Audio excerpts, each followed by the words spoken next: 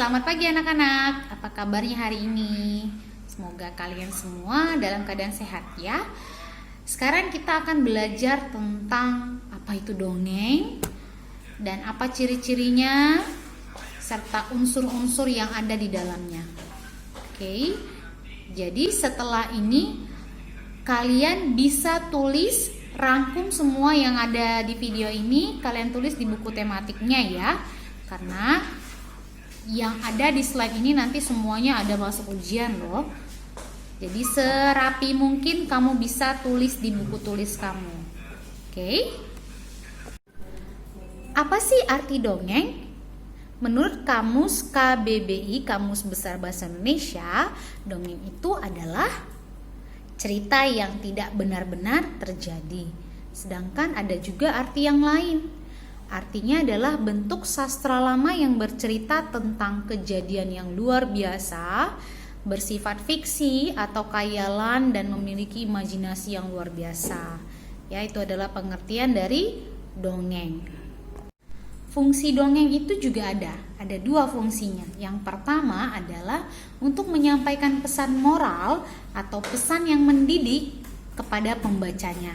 Dan yang kedua adalah sebagai hiburan bagi pembacanya. Nah, di dongeng juga memiliki struktural. Ya, ada 3 struktur yang tersusun atas dongeng. Yaitu yang pertama adalah pendahuluan, yang kedua isi atau peristiwanya, dan yang ketiga adalah penutupnya.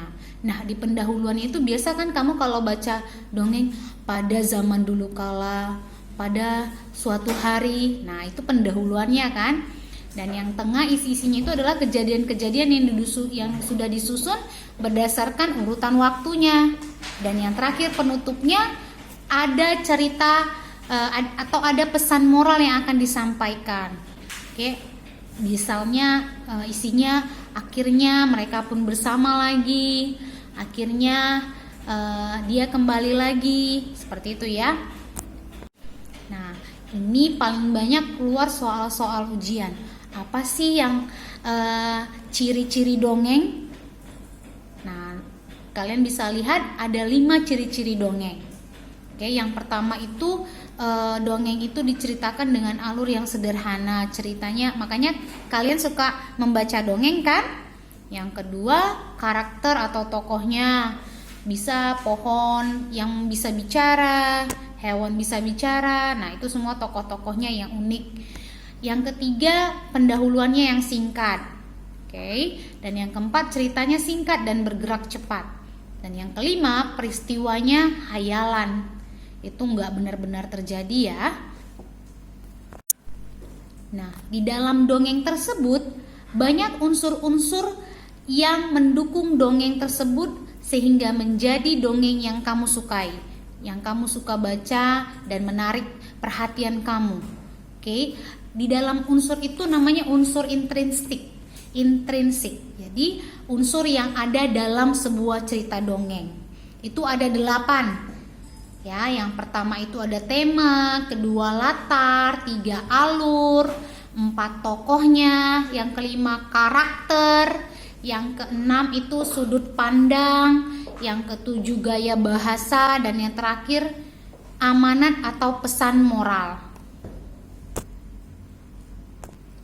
Untuk di tema itu sendiri itu biasanya ide yang kamu cari untuk membuat suatu dongeng. Misalnya temanya persahabatan antara pohon mangga dengan pohon durian, atau cerita tentang keluarga. Nah, itu tentang tema. Kalau latar itu keterangan tentang mengenai waktunya, suasananya, baru tempatnya. Misalnya waktu di sore hari, di pagi hari. Suasananya misalnya mencekam, menakutkan. Kalau tempatnya bisa di sekolah, di hutan, di sungai, atau di mana-mana. Itu untuk latar. Yang ketiga alur. Alur peristiwa dalam sebuah cerita atau dongeng. Jadi ada alurnya ya, nggak langsung pesan moral. Jadi dia yang kayak tadi ada strukturnya dari isi, dari pendahuluan, isi, baru ada pesan moral penutupnya. Yang keempat itu tadi tokoh ya. Tokoh itu biasa dalam dongeng itu ada hewan, ada manusia, ada tumbuhan yang diberi nama. Ya, itu yang menjadi tokoh-tokoh dalam sebuah dongeng. Dan yang kelima itu karakter. Misalnya karakter dari tokoh itu baik hati, suka menolong, suka menabung, ya. Itu contoh-contoh karakter. Baru yang berikutnya sudut pandang. Itu sudut pandang biasanya yang membuat isi cerita dongeng tersebut. Ya, itu pengarangnya yang buat. Yang berikutnya gaya bahasa atau majas. Gaya bahasa yang digunakan dalam cerita tersebut seperti apa. Next, yang terakhir amanat. Ini yang sering ditanyakan. Apa pesan atau amanat yang ingin disampaikan si pengarang cerita dongeng kepada pembacanya? Ya, itu juga harus kalian pahami yang menjadi unsur-unsur intristik dalam sebuah cerita dongeng. Nah, berikutnya kalian udah tahu ya banyak contoh-contoh cerita dongeng, misalnya bawang merah bawang putih, baru maling kundang, Jaka Tarub, Beauty and the Beast, itu bisa jadikan dongeng juga kan, si cantik dan si buruk rupa. Ya, itu contoh aja pemisalan. Oke, sampai sini dulu pembahasan kita tentang dongeng, dan jangan lupa kalian tulis di buku tulis tematiknya. Ini sudah ringkas, jadi kalian tinggal memindahkan ke buku tulisnya aja.